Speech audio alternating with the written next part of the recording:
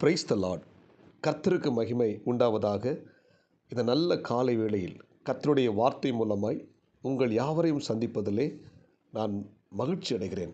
1 யோவான் புத்தகம் 5ஆம் அதிகாரம் 4ஆம் வசனம், தேவனால் பிறப்பதெல்லாம் உலகத்தை ஜெயிக்கும், நம்முடைய விசுவாசமே உலகத்தை ஜெயிக்கிற ஜெயம். அன்புக்குரிய தேவனுடைய பிள்ளைகளே, இந்த காலை நேரத்திலே நம்முடைய விசுவாசமே உலகத்தை ஜெயிக்கிற ஜெயம் என்று சொல்லப்பட்டிருக்கிறது. இந்த உலகத்தில் இருக்கிற அநேக ஆசீர்வாதங்கள், இந்த உலகத்தில் இருக்கிற அநேக காரியங்கள் இன்றைக்கு நமக்கு முன்பதாக இருக்கிறது. இந்த உலக ஆசீர்வாதங்களை நாம் ஜெயிக்க வேண்டும். இந்த உலகத்தில் இருக்கிற சிற்றின்பங்களை நாம் ஜெயிக்க வேண்டும். இந்த உலகத்தில் இருக்கிற ஆசா பாசங்களை நாம் ஜெயித்து நாம் தேவனுடைய பிள்ளைகளாக இருக்க வேண்டும் என்பதில் நாம் உறுதியாக காணப்பட வேண்டும். இன்றைக்கி பார்த்தீங்கன்னா, பிசாசு என்ன செய்கிறான்? இந்த உலக காரியங்களை நம்முடைய கண்களுக்கு முன்பதாக கொண்டு வந்து, உலக ஆசைகளை கொண்டு வந்து அநேக தேவனுடைய பிள்ளைகளை விழப்பண்ணி விடுகிறான்.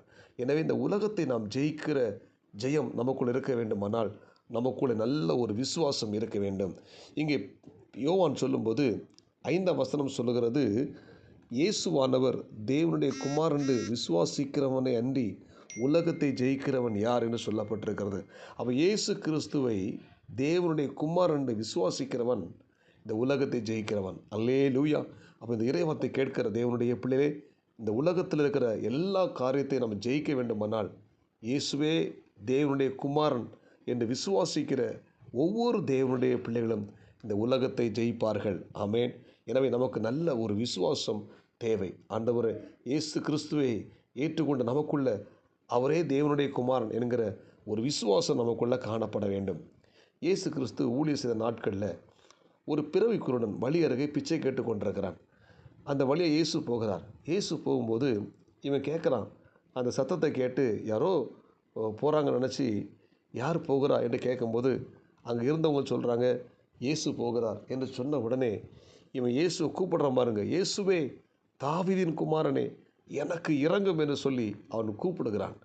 கூட அங்கே இருக்கிறவங்க அவனை அதட்டுறாங்க, சத்தமிடாத என்று அதட்டுறாங்க. ஆனாலும் அவன் இன்னும் அதிகமாக இயேசுவை நோக்கி கூப்பிடுகிறான். தாவீதின் குமாரனை எனக்கு இரங்கும் என்று சொல்லி கூப்பிடுகிறான். உடனே இயேசு நின்று அவன் அருகு சென்று அவனிடத்தில் போய் கேட்கிறார், நான் உனக்கு என்ன செய்ய வேண்டும் என்று கேட்கிறார். அவன் சொல்லுகிறான், ஆண்டவரே நான் பார்வையடைய வேண்டும் என்று சொல்லி. உடனே இயேசு அவனுக்கு பார்வை கொடுக்கிறார்.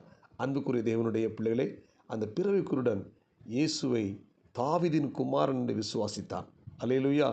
தாவீதின் குமாரன், அல்லேலூயா அந்த என்கிற விசுவாசம் அவனுக்குள்ள இருந்தபடினால அவன் சுகம் அடைந்தான். இன்றைக்கு பார்த்தீங்கன்னா, நம்முடைய வாழ்க்கையில் ஏன் அற்புதம் நடக்கலை, ஏன் அதிசயம் நடக்கலைன்னா தேவனை குறித்த அறிவு நமக்குள்ளே இல்லை. ஆமேன். நம்ம எல்லாருக்கும் தேவனை குறித்த ஒரு அறிவு நமக்குள்ள உண்டாக வேண்டும். இயேசு கிறிஸ்து தேவனுடைய குமாரன், அவர் தாவீதின் குமாரன். இதை நம்ம விசுவாசிக்கணும். விசுவாசிக்கும் போது நம்முடைய வாழ்க்கையில் அற்புதங்களை செய்வார் ஆண்டவர், அதிசயங்களை செய்வார். அல்லேலூயா. இயேசு கிறிஸ்து தன்னுடைய சொந்த ஊருக்கு புறப்பட்டு போகிறார்.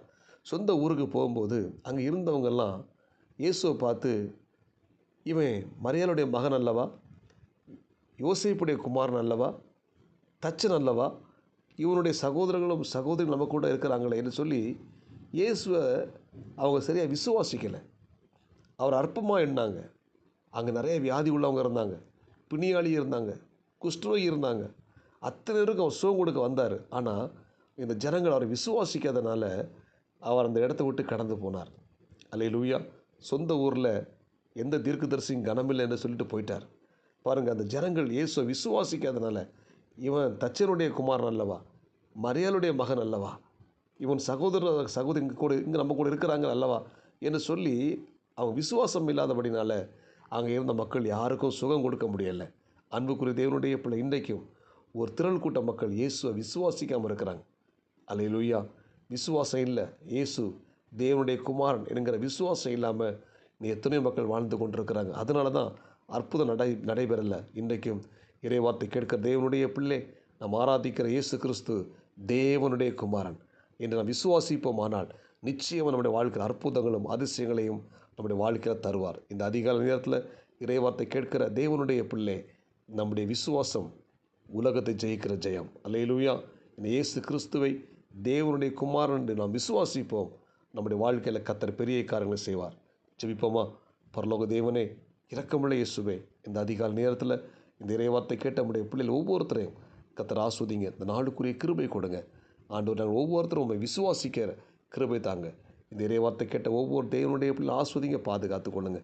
இயேசு கிறிஸ்துவின் நாமத்தில் ஜெபிக்கும் நல்ல பிதாவே, ஆமேன். God bless you. உங்கள் யாவரையும் கர்த்தர் ஆஸ்வதிப்பாராக. இந்த நாள் உங்களுக்கு இனிமையே அமையட்டும். ஆமேன்.